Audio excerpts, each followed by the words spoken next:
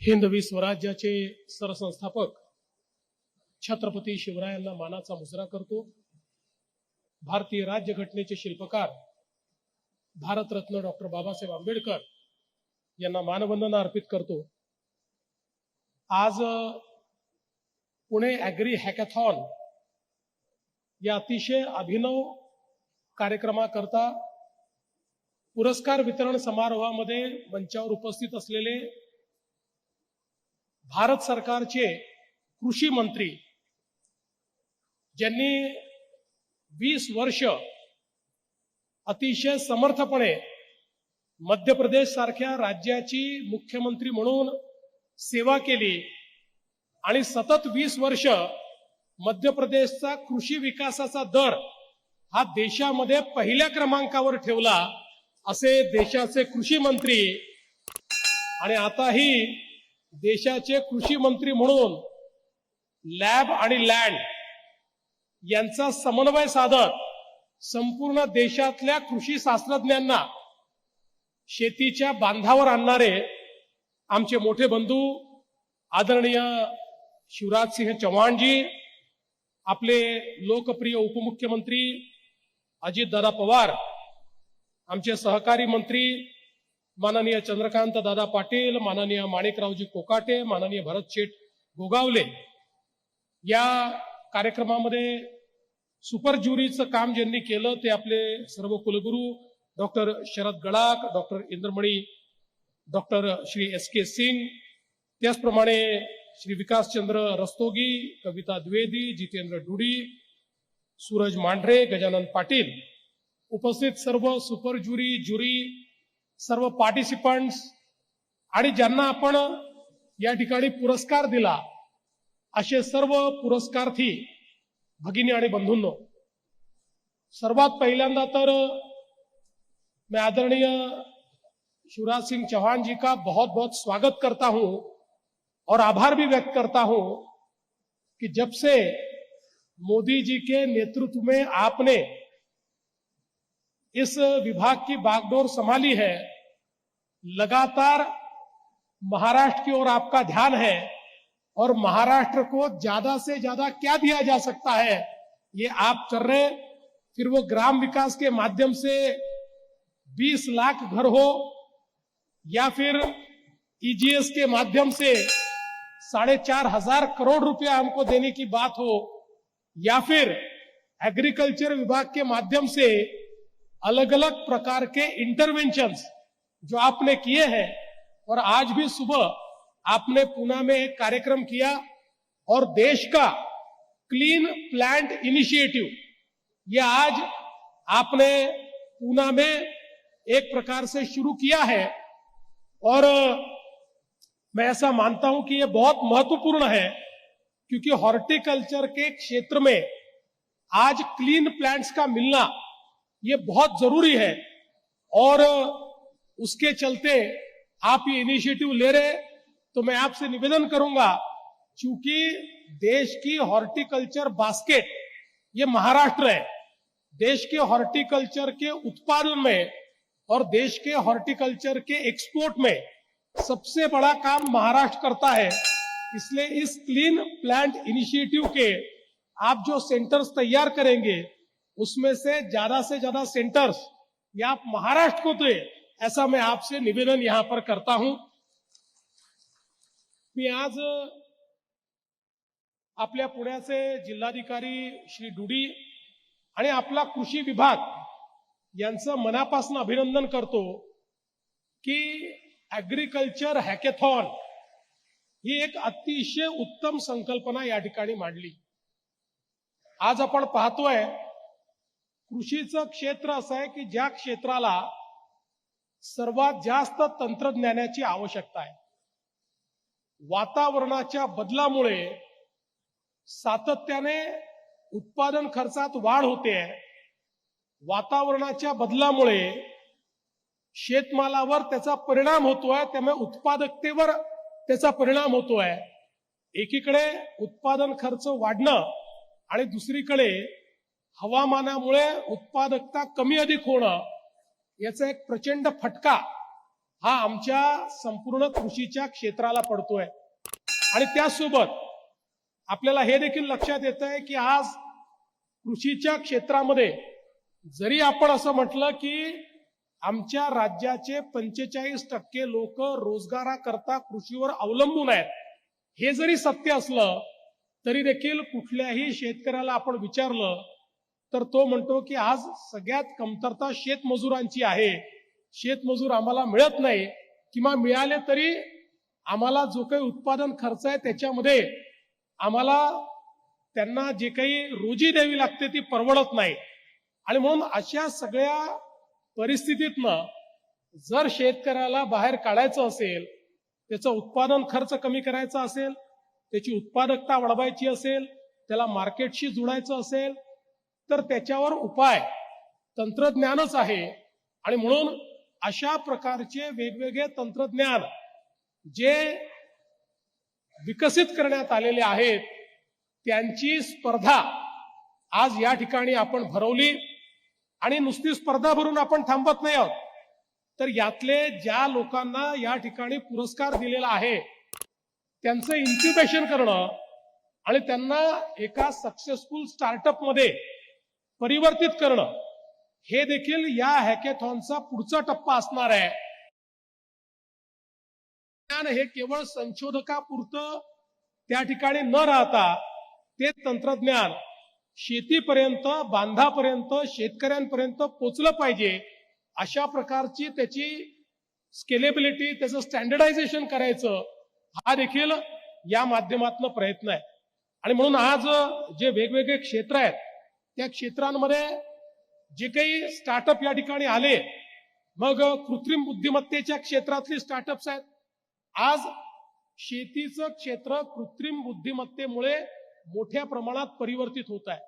आपण बघा, आमच्या कृषी विभागाने परवा एक ऍप या ठिकाणी लॉन्च केला, ज्या ऍपवर कृत्रिम बुद्धिमत्तेवर आधारित चॅटबॉट तयार केला आहे.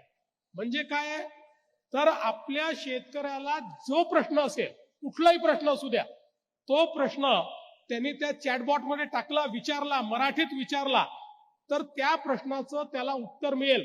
कीड नियंत्रणाच्या बाबतीत असो, वाणाच्या बाबतीत असो, फर्टिलायझेशनच्या बाबतीत असो, कुठलाही त्याला योग्य अशा प्रकारचा सल्ला, आणि तो सल्लाही प्रमाणित सल्ला, असा कोणी दिलेला सल्ला नाही, तर प्रमाणित सल्ला मिळेल अशा प्रकारचा एआयचा उपयोग आपलं कृषी विभाग देखील करतोय. तसंच आपण बघितलं की या ठिकाणी अनेक स्टार्टअप्सने, मगाशी आम्ही बारामती ॲग्रोच्या स्टॉलवर गेलो होतो, त्या ठिकाणी त्यांनी एआयचा उपयोग हा ऊसाच्या लागवडी करता त्या ठिकाणी केल्यानंतर जवळपास 2.5 पट, 2 ते 2.5 पट उत्पादकता त्या ठिकाणी 120 टनापर्यंत गेलेली उत्पादकता त्या ठिकाणी आपण बघितली. आणि इतक्या मोठ्या प्रमाणात तो फरक आपल्याला पाहायला मिळतोय. त्यामुळे कृत्रिम बुद्धिमत्तेच्या क्षेत्रामध्ये अतिशय चांगलं काम हे या ठिकाणी होतंय. आणि त्यासोबत एक अजून खूप महत्वाची जी काही आपल्याला या ठिकाणी इनोव्हेशन पाहायला मिळालं, ते आज आपण बघतोय प्रत्येक क्षेत्रामध्ये हार्वेस्टरची फार आवश्यकता आहे. कारण कापणी करता आपल्याला आज मोठ्या प्रमाणात लेबरही लागतो, पैसाही लागतो, अडचणी येतात. आणि कॉटन हार्वेस्टर जे त्या ठिकाणी तयार केलेलं आहे ते अतिशय उत्तम आहे. कारण आपल्याला माहिती आहे की कापूस वेचण्याकरता खूप मोठ्या प्रमाणात खर्च येतो. म्हणजे कापसाचा जो शेतकरी आहे त्या शेतकऱ्याला कापूस वेचण्याचा जो खर्च आहे त्याच्यामुळे खरं म्हणजे कापसाचे भाव हे त्याला परवडत नाही, अशा प्रकारची अवस्था येते. आणि जे हार्वेस्टर तयार करण्यात आलेलं आहे, कापूस वेचण्याचं यंत्र, ते इतकं अप्रतिम तयार करण्यात आलेलं आहे की त्याच्यामुळे कापसाच्या शेतकऱ्याला खूप मोठ्या प्रमाणात त्याचा फायदा होईल. पण नुसतं यंत्रच तयार केलेलं नाही, तर कापसाच्या संदर्भात या ठिकाणी एआयचा उपयोग करून पूर्ण क्रॉप चेन तयार केलेली आहे. म्हणजे कापसाच्या संदर्भातली जी सगळी शेती आहे, ही सगळी शेती या चेनच्या माध्यमातून आपण त्या ठिकाणी पेरणीपासून कापणीपर्यंत सगळ्या पद्धती आपल्याला मेकनाइज पद्धतीनं करता येतील, अशा प्रकारचं देखील काम या ठिकाणी करण्यात आलेलं आहे. जलसंवर्धनाच्या क्षेत्रात विशेषतः आपल्याला माहिती आहे की इस्रायलची शेती ही उत्तम का आहे, इस्रायलची शेती उत्तम या करता आहे की ती प्रोटेक्टेड आहे आणि त्या ठिकाणी फर्टिगेशनचा ते वापर करतात. फर्टिगेशनमुळे त्या ठिकाणी जमीन चांगली राहते, फर्टिगेशनमुळे उत्पादन खर्च कमी होतो, फर्टिगेशनमुळे आवश्यक तेवढ्या गोष्टी, मग त्या ठिकाणी न्यूट्रिएंट्स असतील किंवा त्या ठिकाणी पेस्टिसाइड्स असतील, सगळ्या गोष्टी आवश्यक तेवढ्याच त्या ठिकाणी प्लांटला मिळतात. आणि म्हणून अशा प्रकारची फर्टिगेशनची सिस्टीम, आणि मला अभिनंदन करावं असं वाटतं की त्या सिस्टीमचं एक अतिशय चांगलं आपल्या देशी शेतकऱ्यांना जे वर्जन पाहिजे तशा प्रकारचं वर्जन या ठिकाणी तयार झालेलं आहे आणि तेही AI बेस तयार झालेलं आहे आणि तेही वायरलेस तयार झालेलं आहे. आणि त्याची किंमत ही आतापर्यंत जे काही फर्टिगेशन आपण करत होतो त्याच्यापेक्षा कितीतरी कमी अशा पद्धतीची किंमत, अशा प्रकारचं या ठिकाणी, आणि असे 3-4 वेगवेगळे मॉड्यूल्स आपल्याला पाहायला मिळतात. किंवा द्राक्षावर फवारणी करण्याचे मॉड्यूल्स हे आपल्याला वेगळे पाहायला मिळतात. या ठिकाणी जे रोवर्स आपण बघितले, AI कंट्रोल्ड रोवर्स अतिशय चांगल्या पद्धतीचे या ठिकाणी तयार झालेले आहेत. त्यामुळे मला असं वाटतं की वेगवेगळ्या क्षेत्रात होणारं काम हे अतिशय चांगलं आहे. विशेषतः कीड नियंत्रणामध्ये 2-3 पद्धतीचे प्रयोग या ठिकाणी आपल्याला पाहायला मिळतात. एक प्रयोग आहे की या ठिकाणी आपण एक फोटो काढून त्या फोटोच्या आधारावर मशीन लर्निंगच्या माध्यमातून त्याची काय स्टेज आहे आणि त्या स्टेजवर कीड आहे का, कीड असेल तर त्याच्या नियंत्रणाकरता काय केलं पाहिजे, अशा प्रकारची व्यवस्था ही आपल्याला पाहायला मिळते. तर दुसरी, त्या ठिकाणी जी काही हवा आहे, एअर आहे, वारा आहे, त्याला कॅच करून त्याचं एनालिसिस करून त्याच्यामध्ये काय कीड आहे याचं एम्प्लिफिकेशन करून आणि त्यातनं आपल्याला प्रेडिक्शन करून आणि त्या किडीचं मॅनेजमेंट कसं करायचं याही संदर्भातलं एक अतिशय सुंदर मॉडेल हे आम्ही या ठिकाणी बघितलं. यासोबत अनेक चांगले मग त्या ठिकाणी ड्रायर्स चांगले तयार केलेले आहेत ज्याच्या माध्यमातून शेल्फ लाईफ आपल्याला वाढवता येतं. विशेषतः आज आम्ही जेव्हा विधानसभेमध्ये चर्चा करतो त्यावेळी शेतकऱ्यांचं सातत्याने किंवा प्रतिनिधींचं म्हणणं असतं की शेतकऱ्यांचं म्हणणं आहे की जनावरांपासून आम्हाला वाचवा, आम्ही शेती आमची उत्तम असते, गवे रेडे काय काय येऊन आमच्या शेतीला नष्ट करतात. अतिशय चांगला प्रयोग हा त्या ठिकाणी केलेला आहे. अशा प्रकारची पावडर ही त्या ठिकाणी वाघाच्या मूत्रापासून तयार केलेली आहे की ज्याच्या वासामुळे ते सगळे जे प्राणी आहेत त्यांना या भागात वाघच फिरतोय असं वाटतं आणि ते त्या ठिकाणी येत नाहीत आणि आपला क्रॉप वाचवू शकतात. तशाच प्रकारचं उंदरांपासून संरक्षण, सापापासून संरक्षण, अशा अनेक गोष्टी या ठिकाणी तयार झालेल्या आपल्याला पाहायला मिळत आहेत. यासोबत ब्लॉकचेन पद्धतीने पोस्ट हार्वेस्ट आपलं जे काही मॅनेजमेंट आहे ते आपल्याला कसं करता येईल त्याची पद्धत आपल्याला दिलेली आहे. एखादा जो प्रॉडक्ट आहे तो आपल्याला ट्रेस करता जर आला तर त्याला आंतरराष्ट्रीय व्हॅल्यू मिळते. कारण आपल्याला माहिती आहे की जगाच्या पाठीवर जे प्रॉडक्ट हे शेवटपर्यंत ट्रेस होतात आणि ज्याच्यामध्ये कुठल्याही प्रकारची भेसळ नसते, मिसळ नसते किंवा वेगळ्या प्रकारचं जेनेटिक मॉडिफिकेशन नसतं, अशा प्रकारच्या प्रॉडक्ट्सला खूप मोठ्या प्रमाणात बाजारामध्ये त्या ठिकाणी जो काही भाव आहे तो भाव मिळतो. त्या प्रकारचे मॉडेल्स देखील या ठिकाणी आपल्याला पाहायला मिळालेले आहेत. त्यामुळे मला असं वाटतं की सगळ्या क्षेत्रांमध्ये अतिशय सुंदर अशा प्रकारच्या या हॅकॉथॉनच्या माध्यमातून सोल्युशन निघाले आहेत. आता हे जे सगळे सोल्युशन्स आहेत हे सोल्युशन शेतकऱ्यांपर्यंत पोहोचले पाहिजेत. या दृष्टीनं त्याला उत्तम प्रॉडक्टमध्ये कन्व्हर्ट करणं आणि ते प्रॉडक्ट मार्केटमध्ये आणणं हे देखील महत्वाचं आहे. यातल्या काही गोष्टी आता प्रॉडक्ट फॉर्म पर्यंत पोहोचलेल्या आहेत, त्यांना कदाचित मार्केटिंग करता आपल्याला मदत करावी लागेल. जे प्रॉडक्ट फॉर्म मध्ये पोहोचले नाहीत त्यांचं योग्य इन्क्युबेशन करून त्यांना आपल्याला अशा पद्धतीत पोहोचवावं लागेल की ते कमर्शियली मार्केटेबल होऊ शकतील. आणि म्हणून या दृष्टीनं मी अशी सूचना करतो कृषी मंत्री महोदय आपल्याला आणि कृषी सचिवांना की आपल्या कृषी महाविद्यालयामध्येच आपण जर एक इन्क्युबेशन सेंटर या ठिकाणी तयार केलं आणि हे सगळे जे आपल्याकडे वेगवेगळ्या प्रकारचे प्रयोग झालेले आहेत यांचं इन्क्युबेशन इथे केलं तर आपल्याला माहितीये की आपण स्टार्टअप्स करता एक फंड ऑफ फंड तयार केलेला आहे. आपण 120 कोटी रुपयाचा फंड ऑफ फंड आपल्याकडे आहे, एक केंद्र सरकारचा फंड ऑफ फंड आहे. या दोघांचा उपयोग करून आपण याचं योग्य इन्क्युबेशन करून आणि याला एका कमर्शियल प्रॉडक्टच्या रूपानं विकसित करू शकतो आणि आपल्या शेतकऱ्यांना मोठ्या प्रमाणात त्याचा फायदा जो आहे तो देऊ शकतो. मला असं वाटतं की एक अतिशय चांगला प्रयत्न या ठिकाणी पुणे जिल्ह्यामध्ये झालेला आहे आणि दरवर्षी असं करण्याचा या ठिकाणी एक मनोदय आपल्या जिल्हाधिकाऱ्यांनी जाहीर केलेला आहे. मी त्यांचं अभिनंदन करतो आणि माझी कृषी विभागालाही विनंती आहे की वेगवेगळ्या भागामध्येही अशा प्रकारचे हॅकॅथॉन आपण केले पाहिजेत. कारण अनेक वेळा टियर 2, टियर 3 सिटीजमध्ये मोठ्या प्रमाणात आता अॅग्रो बेस्ड स्टार्टअप्स आलेले आहेत, ते काम करतायत. त्यामुळे त्यांनाही प्लॅटफॉर्म मिळणं हे गरजेचं आहे.